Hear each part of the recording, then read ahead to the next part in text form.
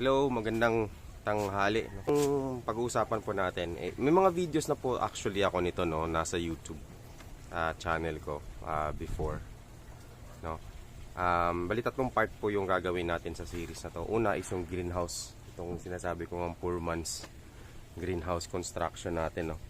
And ang pangalawa is yung ating table setup at saka plumbing, yung ating mga piping, no? That's pangalawang topic natin. Yung pangatlo nating topic is yung itong aming table, no? So ang pag-uusapan natin ngayon is yung itong greenhouse, no? Medyo umaambon. Hindi actually, medyo umaambon talaga. So dito na lang ako sa sa loob. So i-display ko na lang yung mga prices noong binuo to, noong binuo to. No, but in summary po, nasa 350,000 yung ginastos namin dito lahat. Itong lahat na nakikita nyo, 350,000 po yan. No, so bakit parang ang layo ng presyo, no? Compared sa ibang mga greenhouse na kumakantidad ng mga siguro milyon or more than that. And actually po kasi yung iba kami na tumarbaho, no? So nag-cut na kami ng labor cost. Next is, hindi naman po mataas to. Okay, yung specifications po ng greenhouse namin is 9 feet. 9 feet itong dito, 9 feet yan. Tapos yung pinaka-tok-tok is 12 feet. Okay ha? So 9 feet, 12 feet. So ang standard is 12-15. So hindi namin sinunod yun. Kasi itong tubo namin sa ganito, itong mga poste na may tig 4 feet po yung yung distansya, no? I-switch ko lang po yung camera, no? Ayan, so ito tsaka yung mga yan, itong tubo na to is 1.5. 1.5 lang po yung gamit namin tubo. Tapos bali inano lang po namin sa poste yan Yan, so depende po sa construction na. Pero ang materialis po namin dito sa greenhouse lang po muna pag-usapan natin na poste namin is 1.5. So, na tubo. Ngayon, ilalagay ko rin po yung presyo niyan later dito sa ating sa taas lang, no. Pero nung time pa yan, 2024 pa po yamin yan ginawa. Tapos, ito, pakita ko sa inyo. Ayan, kung paano siya dinesign.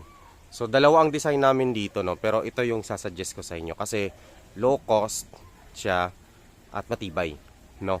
Pero kayo na po bahalang niyan. Ang nag-design po niyan si Kuya Edgar. Nakita niyo po kasi yung una namin design sa kabilang greenhouse, yung unang greenhouse, no, is parang ang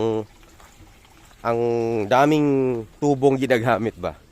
Kasi syempre, di naman ako engineer no or ayan ganyan. So wag niyong gayahin 'yan. Tsaka pangalawa is siya, malamya. Ibig sabihin pag hinahangin parang sumasayaw-sayaw. Pero okay lang naman. Compare dito sa design na ganito, tingnan nyo. Yan, picturean nyo na lang po kung gusto nyo. Yan, dito tayo sa labas. Muambon kasi kaya. Ay, di makita. Dito na lang. Yan, siya na. Ayan o. Yan. So, ito, galing sa lupa hanggang dito, 9 feet. Tapos, nagdagdag kami ng mga 10, 11, 12, mga 3 feet pataas, no? Tapos naglagay lang kami ng unting kulang pa nga yung parang ganun yung overlap. Kasi pag umuulan, tumatalsik pa rin dito sa loob. Kaya nagkakaroon ng problema dito sa gitna. So, huwag nyo pong gayahin yan, no? Medyo layuan nyo po. Siguro mga 2 feet. Ayan, 2 feet. Okay na siguro yung 2 feet. Ayan. So, ito, binuo lang muna yan. So, kung sino yung gagawa ng greenhouse nyo, sila na po bahala mag-discarte, no? Pero itong mga triangle na yan is binuo yan muna. Finabricate muna. And then, inassemble na lang. Ganyan, no? Ayan. So, mula po nung ginagawa to, nandito po ako lagi. Lagi po ako nakapantay. Kasi pag may tanong yung mga, yung mga gumagawa, is masasagot agad natin, lalo na kung ano bang gusto natin. Ayan. So yun lang po yun sa greenhouse. Yung again, yung prices po is i-ano lang natin yan. So, ang size pala po ng greenhouse na to is 5.8. 5.8 yan, meters to 16.6 meters. So, nasa 96 square meter ang laman nito. Nag-house to ng, ilan ba? Hindi ko na maano. 1,300. 1,300 lettuces. Plus may space pa doon na walang laman. Na siguro, kung pupunuin talaga namin to nasa 2,004 or 2,300 capacity. No, kasama na yun, kasama na yun. Kasi yun nasa 700 plus yung capacity lang ng first greenhouse namin na maliit eh. Ayan.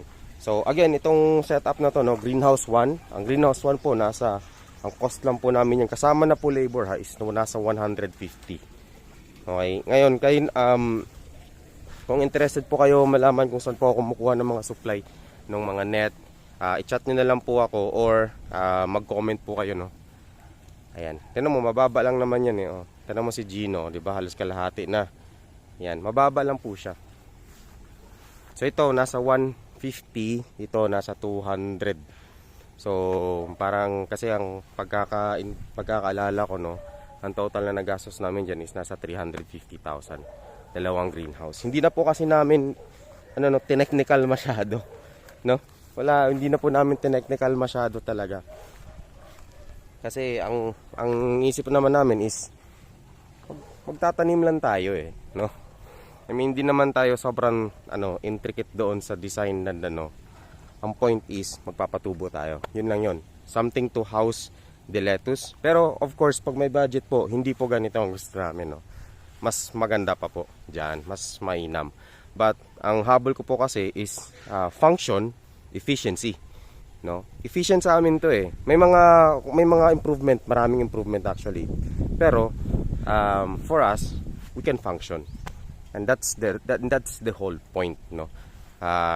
We can operate, we can function, and we can maintain. That's it, no. And kung may budget po kayo, you can shoot further pa po sa sa presyuhan nyo, no. Ayan. So itutur ko lang po kayo yan. So yan po yung top part. Ayan, no. So ang isa pa palang materialis dito na hindi ko na mention, no, is C-channel.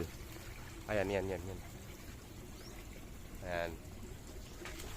Wiggle wire and C-channel. So, bumili po kayo niyan.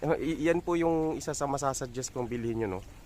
Malaking tulong po yan. Kasi pag tubo ang gamit nyo, mahirap magkabit ng green UV plastic tsaka net. Mahirap magkabit. And danas ko po yan. Kahit mag-screw po kayo, no, hindi siya ganun kapit. Nadanasan ko na po yan dyan. Tingnan nyo po. Bumibigay lang yan, no. Yan, no. Ayan. So ilang beses kami nagre-repair niyan. Kakabit, screw. Ayan. So napapansin, meron din kaming misting system, pero hindi ko pinapatakbo. Madalang ko lang pinapatakbo yung misting system namin.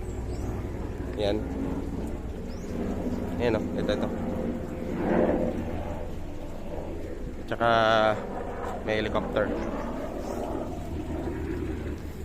So ayun lang. And ang presyo nga po ipopost ko na lang dyan sa And ito is lang to, 5x6 lang po to eh.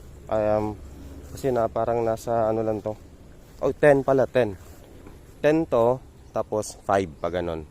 Maliit lang to, nasa 50 square meter, halos kalahati. Sobra sa kalahati noon, pangalawa. Yan, so ibot ko lang po kayo, no. So yung approximately, no, hindi naman sakto kasi may mga miscellaneous pa yon, pero most chunk ng gastos namin nandun po yan. Yan po yung naka-enclose na po yan sa 350, no. And yan. So yun po yun sa greenhouse natin, no. Simple lang po talaga yan. Ngayon, puntahan naman po natin yung table setup sa susunod na video. Yung table, yung Duracon, tsaka yung plumbing system natin, ihuhuli ko na yung ating seedling area.